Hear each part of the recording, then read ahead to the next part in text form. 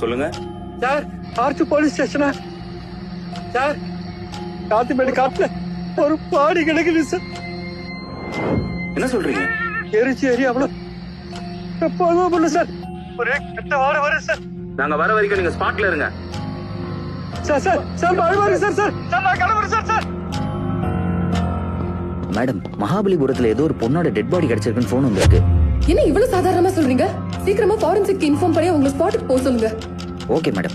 இருங்க, புதுசா ஜாயின் பண்ண அந்த பொண்ணையும் வர சொல்லுங்க. சொல்லிடுறேன் மேம்.